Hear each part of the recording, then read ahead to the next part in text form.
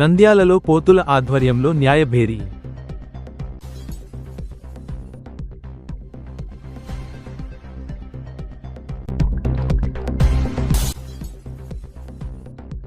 దేవుడా నాకు సీమకు సేవ చేసే శక్తి ప్రసాదించు.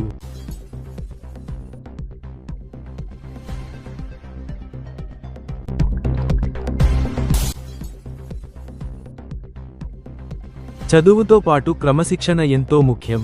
మంత్రి బీసీ జనార్దన్ రెడ్డి. విద్యార్థినులకు స్కూల్ కిట్స్ పంపిణీ.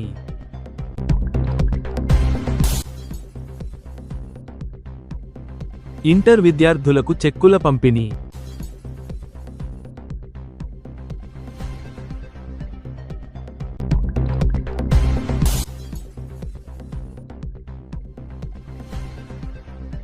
వైద్యుని కాపాడే ప్రయత్నం చేస్తున్నారు సిపిఐ.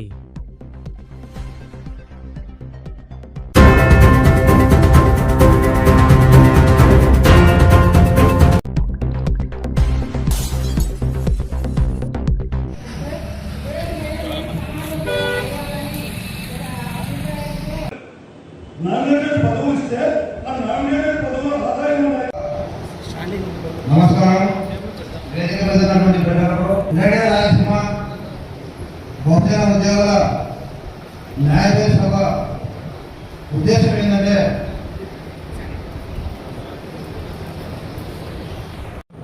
మనం ఎక్కడో ఈరోజు దేశం రాజకీయాలు చేస్తూ ఉన్నారు. జై ఫులే జై అంబేద్కర్ అని మనం మాట్లాడుకుంటాం. ఫులే గారు మన భార్య చేత తీసుకురావడం జరిగింది. ఈరోజు ఉన్నటువంటి ప్రభుత్వాలు మనకు విద్యను దూరం చేసే క్రమంలో రాష్ట్ర వ్యాప్తంగా ఉన్నటువంటి ఎన్నో ప్రభుత్వ యూనివర్సిటీలు ఈరోజు మూసివేతకు దగ్గర. మనకు రాజ్యాంగం కల్పించినటువంటి ఆర్టికల్ 21A ఏం చెప్తుంది? దేశంలో ఉన్నటువంటి విద్యను అందించాలని భారత రాజ్యాంగం ద్వారా అధ్యక్షులుగా గౌరవనీయులు హుసేన్ గారిని ఆహ్వానిస్తున్నాం. సార్ హుసేనే గారు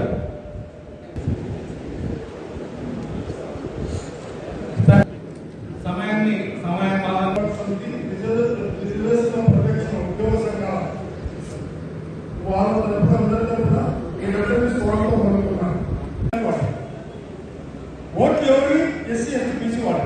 10,000 అధికరించేది ఎవరు? రెడ్డి. ఈ బీసీ ఎస్సీ ఎస్టీ వాళ్ళకి ఎక్కడ ఇచ్చారు?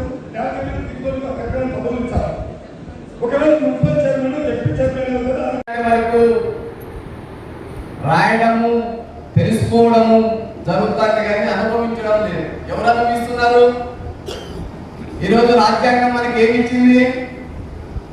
రాజ్యాంగం ఏం చెప్పింది? మనం భారత రాజ్యాంగాన్ని చదవము. మనుధర్మ శాస్త్రాలు ఏవైతే ఉన్నాయో, కల్పిత కథలు ఏవైతే ఉన్నాయో, కల్పిత గాథలు ఏవైతే ఉన్నాయో, ఊహాజనితమైనటువంటి కథనాలను మాత్రం చదువుతాం, విశ్వసిస్తాం, సాక్రిఫై చేస్తాం, కుటుంబాలు త్యాగాలు చేస్తాం. మనకిచ్చిన హక్కు ఏమని చెప్పి చదువుకోం, మనం కోల్పోతున్నది ఏమో తెలుసుకోం. అందుకే ఆ తెలియజేసేటువంటి బాధ్యత మీరైనా తీసుకోండి అని చెప్పి ఒక్క నాగరాజు చెప్తేనో, లేదా వేదిక మీద ఉన్నటువంటి నారాయణ నాయక్ చెప్తేనో, నాగభూషణ్ చెప్తేనో, శ్రీనివాసులు చెప్తేనో, శివకృష్ణ చెప్తేనో కాదు. నా ఫోటోలు 100 మంది తయారు కావాలా, 1000 మంది తయారు కావాలా, 10,000 మంది, 1,00,000 మంది చెప్పేవాళ్ళు తయారైతే ఆ రాజ్యం మన చేతిలోకి వస్తుంది. అందుకోసం ఈ చిన్న ప్రయత్నం. ఈ ప్రయత్నం ఈ రోజుది కాదు. ఇది 1990-91లో మీరందరూ అనేక మంది ప్రభుత్వ ఉద్యోగులు ఉంటారు. ఆ రోజు మాకు ఈ సమాజం అంటే ఏమీ తెలియదు, కులం అంటే ఏమో తెలియదు, మతం అంటే ఏమీ తెలియదు, ఎవరు రెడ్డో, ఎవరు చౌదరో, ఎవరు నాయుడో, ఎవరు శర్మో, ఎవరు శాస్త్రో తెలియదు. అందరం విద్యార్థులం అనే భావన ఉండేది. అందరూ ర్యాంకింగ్ చేస్తే, అమ్మాయిలు టీచింగ్ చేస్తే మేము గుప్పుగా కామెంట్ చేసేవాళ్ళం. దాంట్లో నా పక్కన ఏ కులం ఉన్నాడు, ఏ మతం ఉన్నాడు, వాడు డబ్బు ఉన్నవాడా, డబ్బు లేనివాడా అనేది నాకు తెలియదు. అందరూ అమ్మాయిని కామెంట్ చేస్తే ఆడపిల్లలు బాగుంటే వాళ్ళంట పడేవాళ్ళం. కానీ ఆ మధ్యలో ఒక సామాజిక విప్లవం మన దగ్గరికి వచ్చింది. అది మాకు తెలియదు. అదే మండల కమిషన్ ఉద్యమం.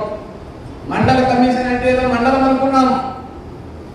ఆ ఉద్యమానికి ఉన్న నేపథ్యాన్ని మనం చూస్తే భారతదేశ జనాభాలో 52% ఉన్నటువంటి బలహీన వర్గాలకు విద్యా ఉద్యోగాల్లో రిజర్వేషన్లు అమలు చేస్తున్నామని కేంద్ర ప్రభుత్వం ఒక ప్రకటన ఇవ్వడానికి సిద్ధపడితే ఆ ఉద్యమం యొక్క రిజర్వేషన్ల యొక్క ప్రభావం లబ్ధి పొందేవాడు వీధుల్లోకి రాలేదు. మాకు నష్టం జరుగుతుంది. సమాజంలో బలహీన వర్గాలు కూడా విద్యా ఉద్యోగాల్లో రిజర్వేషన్ ఉంటే వాడు అభివృద్ధి చెందుతాడు అని చెప్పి కుట్ర బందినటువంటి మన్ననవాదు శక్తులు ఎవరైతే ఉన్నారో ఆ రోజు బీజేపీ కావచ్చు, బీజేపీ అనుబంధ సంస్థ ఏబీపీ కావచ్చు, విశ్వ హిందూ పరిషత్ కావచ్చు, బజరంగలు కావచ్చు, లేదా సోకాల్ ఈరోజు పేదల గురించి మాట్లాడే కమ్యూనిస్టులు ఏఎస్ఎఫ్ కావచ్చు, ఎస్ఎఫ్ఐ కావచ్చు, లేదా భారతదేశ స్వాతంత్రానికి మేమే ఆర్జీలో చెప్తున్నటువంటి భారత జాతీయ కాంగ్రెస్ పార్టీ అనుబంధ విద్యార్థి సంఘమైనటువంటి ఎన్ఎస్సీఏ కావచ్చు, లేదా బీసీల కోసం మేము పుట్టామని చెప్పిన తెలుగుదేశం పార్టీ అనుబంధ విద్యార్థి తెలుగునాడు కావచ్చు, అన్ని విద్యార్థి సంఘాల్లో ఉన్నటువంటి ఆధిపత్య కులాలు ఒకవైపు ఉన్నాయి. ఒకవైపు మాకు ఏమీ తెలియదు, రిజర్వేషన్లు అంటే ఏమీ తెలియదు, ఎవరికి ఇస్తాడో తెలియదు. ఇక్కడే ఉన్నాడు మా అన్న శ్రీనివాస్ కూడా కులం మతంతో సంబంధం లేకుండా ఆర్ట్స్ కాలేజీలో 3-4 వేల మంది ఉంటే ఒక 50 మంది ఎప్పుడు ఒక గ్యాంగ్ గా ఉండేవాళ్ళం. అప్పుడు కూడా మా గ్యాంగ్ లో ఉన్న వాళ్ళు యాంటీగా మండల కమిషన్ డౌన్ అని ఇస్తాంటే మాకు అర్థం కావడం లేదు. ఆ రోజు తెలుసుకున్నది ఏమంటే దేశ జనాభాలో 52% ఉన్నటువంటి ఓబీసీలకు కేంద్రీయ విద్యా సంస్థల్లోనూ ఉద్యోగాల్లోనూ అంటే ఐఏఎస్ ఐపీఎస్ ఈరోజు వేలాది మంది ఆ రిజర్వేషన్లు పొందిన వారు ఎవరైతే ఐఏఎస్ ఐపీఎస్లుగా ఉన్నారో 1992కి ముందు 1992 తర్వాత బీసీల జాబితాని చూస్తే అంతకు ముందు 1000 మంది ఐఏఎస్ ఆఫీసర్లు ఐపీఎస్ ఉంటే 10 మంది కూడా ఓబీసీలు లేరు. ఆఫ్టర్ మండల కమిషన్ చూడండి, ఎక్కడ చూసిన యంగ్స్టర్స్ ఈ రోజు మన అనంతపూర్ మీ నంద్యాలకు వచ్చినటువంటి అడిషనల్ ఎస్పీ కూడా మా జూనియర్ చెప్పుకోవడానికి ఇలా ఎక్కడైనా ఈరోజు 60-70 మంది ఐఏఎస్ ఐపీఎస్ ఆఫీసర్లు మనతో కలిసి చదువుకున్నటువంటి మిత్రులు మనం చూస్తూ ఉన్నామంటే ఆ మండల కమిషన్ నివేదిక అమలు జరిగింది కాబట్టి వాటిలో విద్యా ఉద్యోగాలు మాత్రమే అమలు చేశారు. అగైన్ ఇంకా 39 అంశాలు రికమెండ్ చేస్తే వాటిలో ప్రధానమైనటువంటి బలహీన వర్గాలకి చట్టసభల్లో రిజర్వేషన్లు ఏవైతే ఉన్నాయో వాటి గురించి మాట్లాడే వాళ్ళు లేరు. ప్రైవేట్ కార్పొరేట్ సెక్టర్లో ఉద్యోగాల్లో రిజర్వేషన్ కావాలంటే అడిగే నాతో లేడు.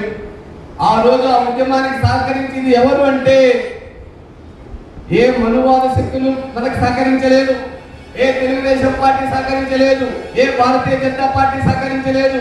సిపిఐ సిపిఎం సోకాడు రాజకీయ పార్టీలు మనతో ఓట్లేసుకొని గత్తెనెక్కినటువంటి ఏ ఒక్క విధవ మనకి సపోర్ట్ చేయలేదు. మనకండగా ఉన్నటువంటి దళిత గిరిజనులు ఎవరైతే మన అన్నదమ్ములు ఉన్నారో వారు ఆ ఉద్యమంలో పాల్గొన్నారు. ఎస్సీగా పిలువబడుతున్నటువంటి వారు మాత్రం మండల కమిషన్ ఉద్యమాన్ని భుజాల మీద వేసుకొని బీసీల హక్కుల్ని కాపాడే ప్రయత్నానికి ముందొచ్చినటువంటి మన దళిత గిరిజన సోదరులకి జీవితకాలం బీసీలు రుణపడి ఉండాలని చెప్పి సభావేదికని అభ్యర్థిస్తున్నాం. బహుజన ఉద్యోగుల న్యాయబేరి కార్యక్రమం ద్వారా సమాజానికి పిలుపునిస్తూ పాలక పక్షాలు భారత రాజ్యాంగాన్ని కేవలం ఒక ప్రమాణ స్వీకారం ఉపయోగించేటువంటి గ్రంథంగా కాకుండా భారత రాజ్యాంగంలో ఉన్నటువంటి మౌలిక సూత్రాలని పాటించి అమలు చేయమని చెప్పి నంద్యాల గ్రేటర్ రాయలసీమ బహుజన ఉద్యోగుల న్యాయబేరి రాష్ట్ర కేంద్ర ప్రభుత్వాన్ని డిమాండ్ చేస్తూ ఈ రాష్ట్రంలో విద్య యొక్క వ్యాపారాన్ని అరికట్టాలని దేశవ్యాప్తంగా ప్రాథమిక స్థాయి నుంచి ఇంటర్మీడియట్ అంటే 12వ తరగతి వరకు ఉచితమైన నాణ్యమైనటువంటి విద్యను అందించే ప్రయత్నం రాజ్యాంగబద్ధంగా అమలు చేయాలని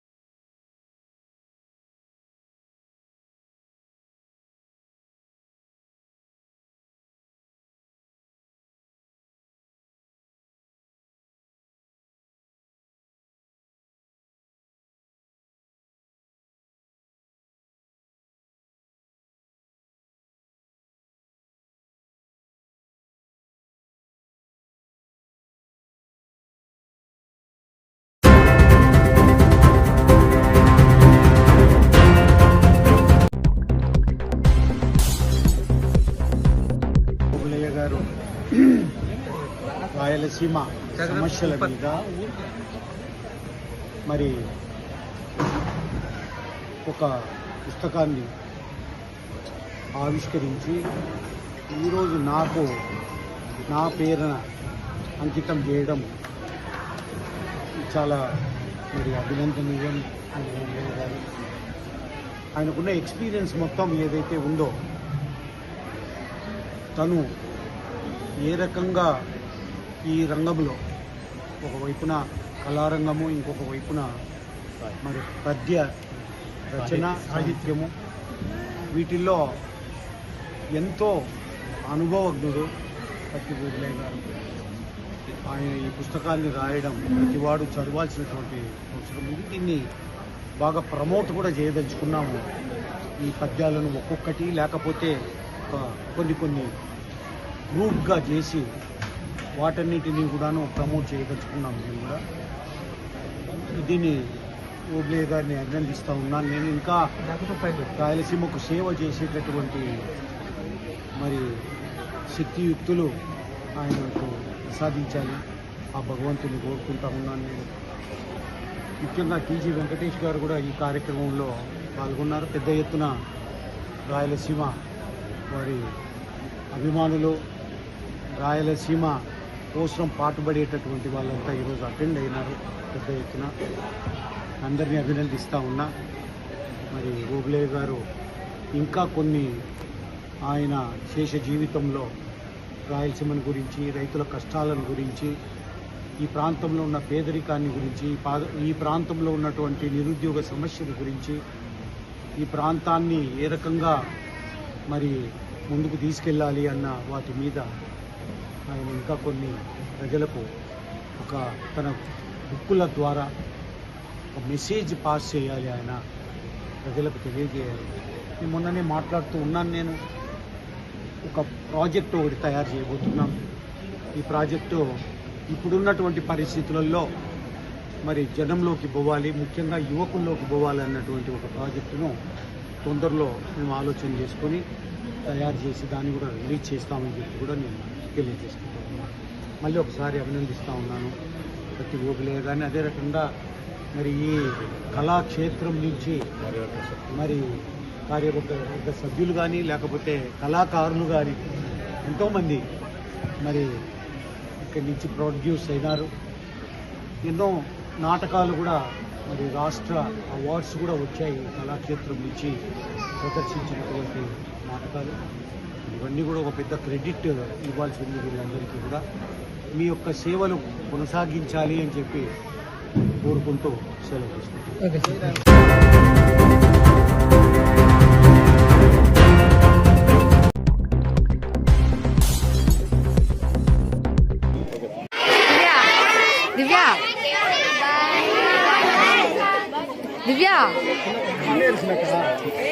నమస్కారం.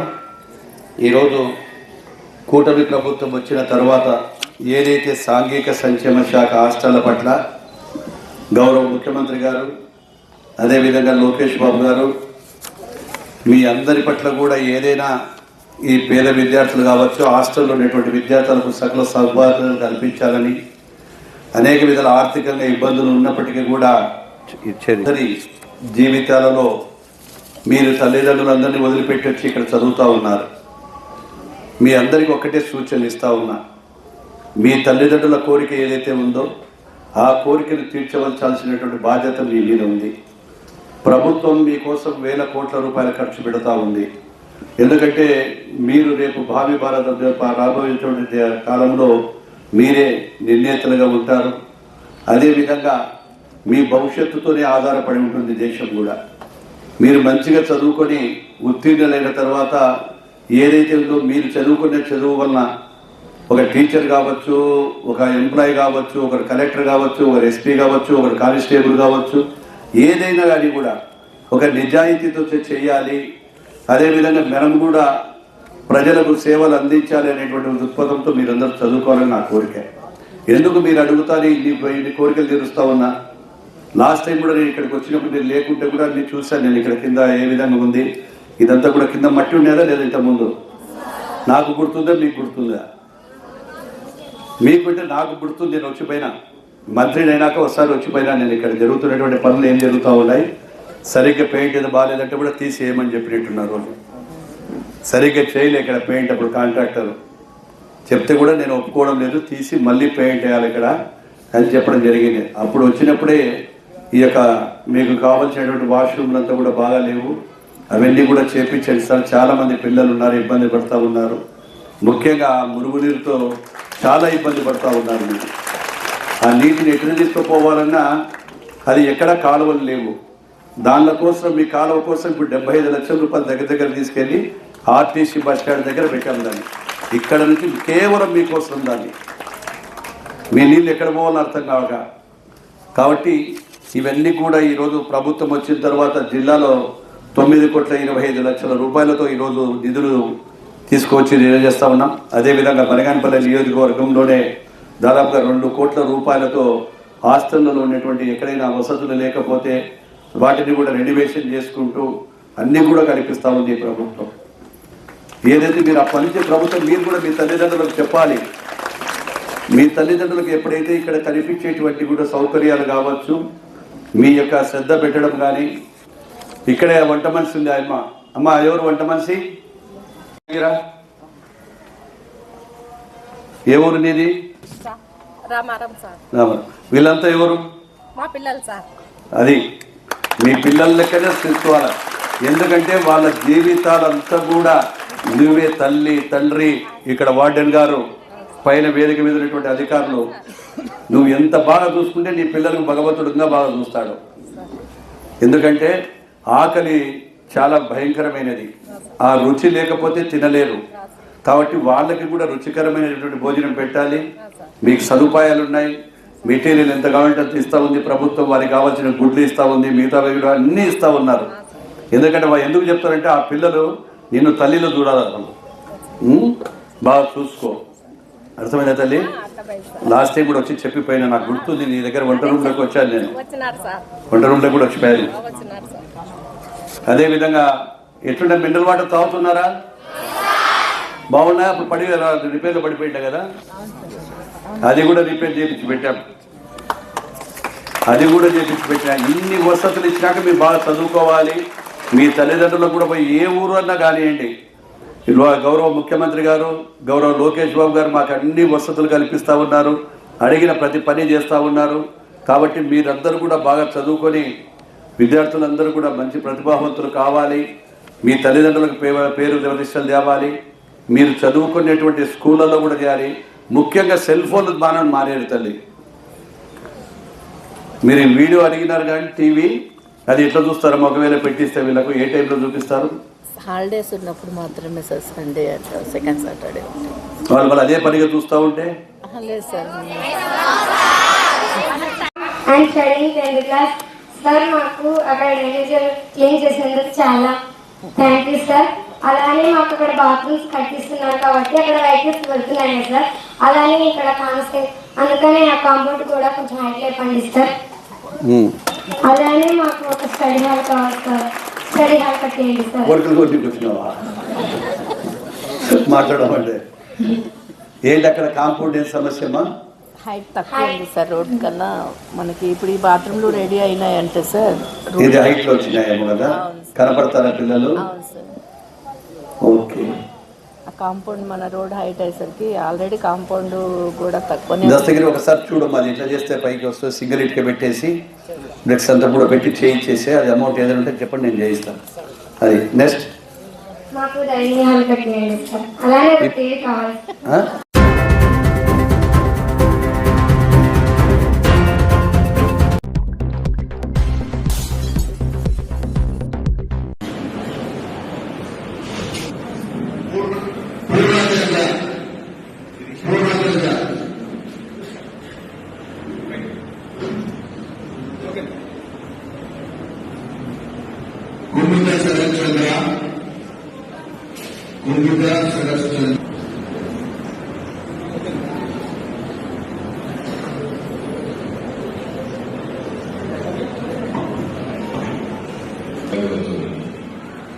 తోట శ్రీనివాసు గారు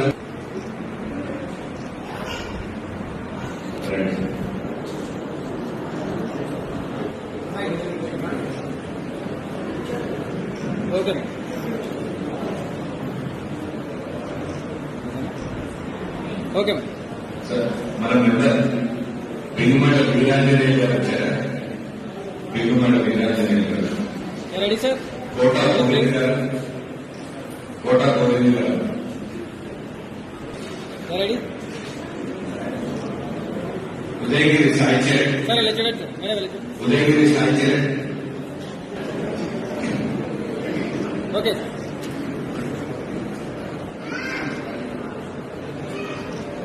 గత 11 సంవత్సరాలుగా మన సొసైటీ ఆడిటింగ్ కాలేజీలో చూస్తాం. మహేంద్రకర్ లక్ష్మణరావు. కొంచెం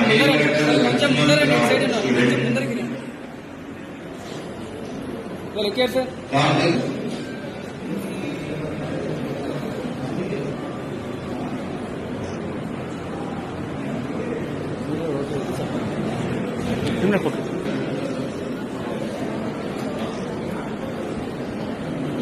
మన మెంబర్ ఉదయ్ సాయి.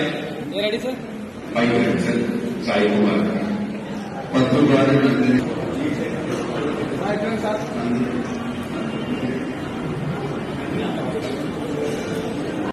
కావలసిన రిజల్ట్స్ వస్తాయి. ఇది మనకు ఇది రావు.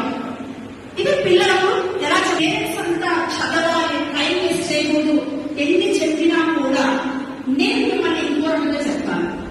నాకు నేను చెప్తాను. ప్రతిరోజు మార్నింగ్ మీరు అందరూ నిద్ర ఎలా వేస్తున్నారు? లేయడం అద్దాలు పెట్టుకుంటారు. అద్దాలు ఏమో వేస్తారు. ఇలా అది దొరకాలి మన చేతికి. ఇలా అంటే అది దొరుకుతుంది మన చేతికి. ఆ రాత్రి ఒక పోస్ట్ పెట్టింటాం మనం ఫేస్బుక్ లో, ఇన్స్టాగ్రామ్ లో, ఇంకెక్కడ ఒక పోస్ట్ పెట్టింటాం. ఎన్ని లైక్లు వచ్చాయి, ఎవరు రిప్లై ఇచ్చారు, ఎవరు కామెంట్ చేశారు, ఏం జరుగుతుంది, ఏమై దాని మీద మనం స్క్రోల్ చేసి ఒక వెల్పాటు.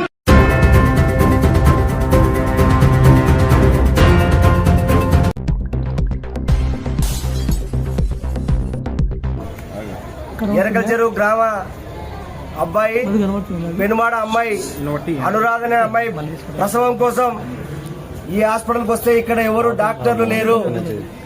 డాక్టర్లు విధులు నిర్వహించి హాజరు మాత్రం డాక్టర్లు ఉంది. వర్క్ మాత్రం కర్నూలులో ఉండి సెల్ ఫోన్ ద్వారా వైద్యం నర్సులతో చేయించడం వల్ల బిడ్డ అనురాధకు పుట్టినటువంటి కొడుకు చనిపోవడం జరిగింది.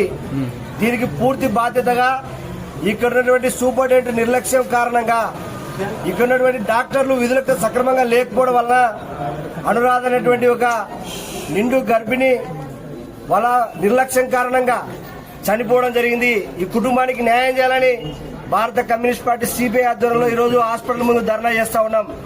చనిపోయిన తర్వాత కూడా ఇక్కడ ఉన్నటువంటి సూపరింటెండెంట్ గారు ఫేక్ న్యూస్, చనిపోయినది కూడా ఫేక్ న్యూస్ అని చెప్పి దాచిపెట్టాలని, బాధితుడు భార్య అనురాధ భర్త మహేష్ తో తెల్ల పేపర్ మీద సంతకం పెట్టించుకొని దీనికి పూర్తిగా కారణం చావడానికి కారణమైనటువంటి డాక్టర్లని సస్పెండ్ చేయాలి. పేద ప్రజలు వచ్చేదే ప్రభుత్వ హాస్పిటల్ కి, వాళ్ళకి విధులు డాక్టర్లు ఉండి ఇక్కడ డాక్టర్లకు వైద్యం అందించడంలో నిర్లక్ష్యం చేస్తా ఉన్నా.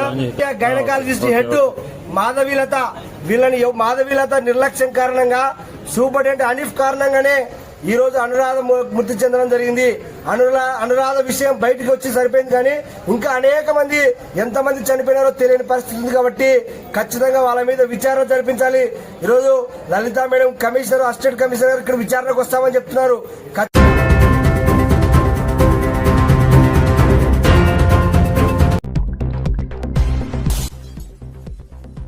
నంద్యాలలో పోతుల ఆధ్వర్యంలో న్యాయభేరి.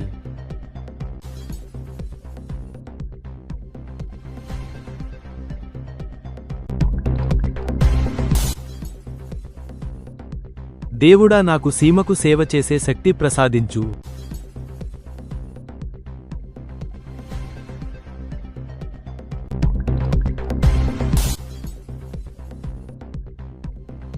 చదువుతో పాటు క్రమశిక్షణ ఎంతో ముఖ్యం. మంత్రి బీసీ జనార్దన్ రెడ్డి. విద్యార్థినులకు స్కూల్ కిట్స్ పంపిణీ.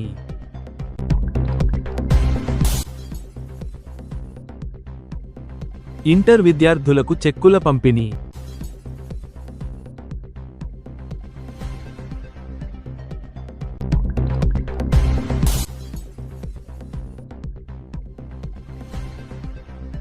వైద్యుని కాపాడే ప్రయత్నం చేస్తున్నారు సిపిఐ.